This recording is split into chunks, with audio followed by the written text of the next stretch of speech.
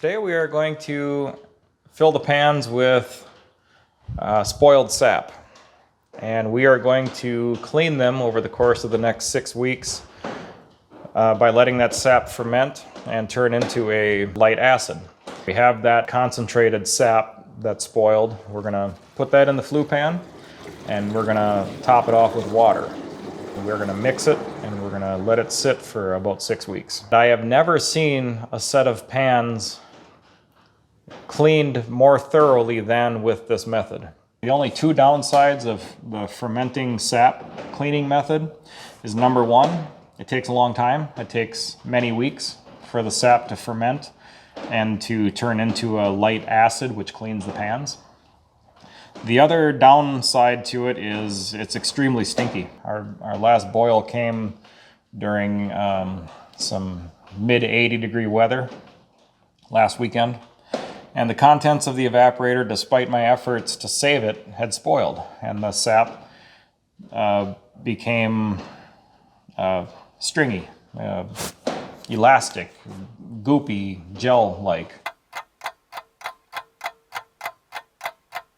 Here we are, it is the middle of July, and the sap has been sitting in these pans. Keeping it stationary in our warehouse with lids on, the odor isn't bad at all. We haven't noticed it. So the lids really, they work. I mean, that is all you need. Before the video, I drained off just a little bit. I had it filled right up to the brim, just to the very top. I drained a little bit off so that you could kind of see what's going on inside the pan a little bit, hopefully, maybe.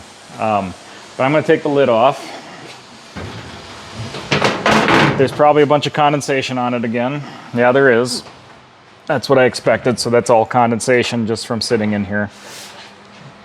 And it smells like a very, very strong vinegar right now. It got through that stage where it's absolutely disgusting, stinky smelling. We're past that, and now we're to the point where it's like a vinegar.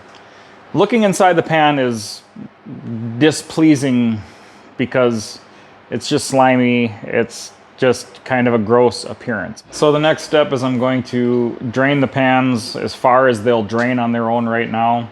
Then I'll be able to wheel the evaporator out of here. I have the evaporator up on casters just for moving it around. After that, I'll be able to wheel it out of here, get the pans outside, out in the lawn probably, where I'm gonna just hose them out with not a pressure washer, just rinsing with water. And see if I have to do any wiping inside the pan. But for now, I'm just gonna drain it and move on to that next step of rinsing.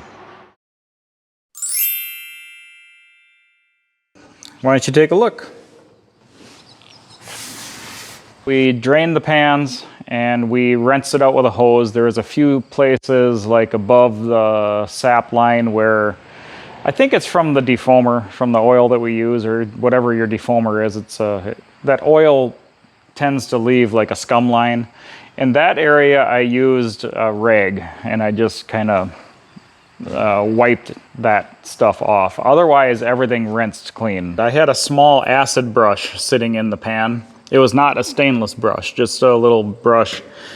Along with all the fittings and stuff, I put all the clamps, the fittings, everything, all of the external fittings except for the sight glasses. I put all of that stuff in the flue pan full of sap so that the sap could clean it as well. And it like immersed in the sap? It just completely immersed, yep, completely bathing in it the whole time. And those things came out beautifully clean. I mean, they look like brand new, like they just came off the shelf after rinsing them and drying them. But also inside there, I had a little acid brush, and it was not stainless steel. It's completely deteriorated. Like the steel is almost completely gone. What was remaining of the brush was just like a chrome plating that was over the top of the brush material. And the bristles were still there. The brush deteriorated to the point where the bristles fell out and they were just loose. So that's testament to how strong of an acid sap becomes. I still consider it to be safer for your pans than any other cleaning agent available, including white vinegar. Yet it did have enough to deteriorate the thin metal of that little brush. But the pan is very, very clean. It's hard to get a pan looking brand new, but it is as close to brand new as any pan I've seen come through the shop. So pretty happy with the method, and we're proud to hand this evaporator off in its current condition. It's getting picked up here in about an hour or so by its new owner. And I'm very proud to hand it over in its condition that it's in. The float boxes, we didn't clean with this method because they're not subject to getting, you know, minerals and stuff baked on them. So we washed and dried them with just water in the sink right after the season. Then we wrapped them in stretch wrap to keep all the parts together. But the pans are perfectly clean. We're super, super happy with it. Will we do the sap method every year? I guess that depends. We don't do anything the same from year to year. We run a different evaporator every year. We run anything from a light commercial evaporator like this to little hobby evaporators. It all depends on our time. And with that, it's tough to say. But I'm not hesitant to do this method to save some sap at the end of the season. I would say it is my favorite method of cleaning, but it takes time.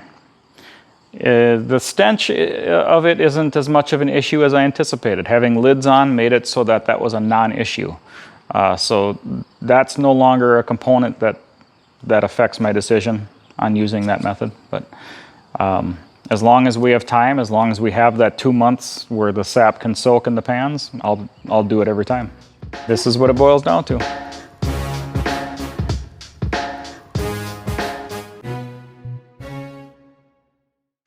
The sour sap that we were using for cleaning was never touching the lid. It was always you know, a 1/4 inch down from the rim of the pan. It was very close. But if you look at this, it's interesting. You can see the flues. Up here is where I started wiping it with a rag, and then I stopped myself because I decided I wanted to show this on the video. But you can actually see with great detail where the flues were. And that's interesting, some kind of a gaseous rise. Somehow it's well defined. Like you see the little sploochy spots, but then you see a line in between all those spots. You can see in great detail how the flues are laid out in the pan. So I just thought I'd show that. That's just pretty interesting.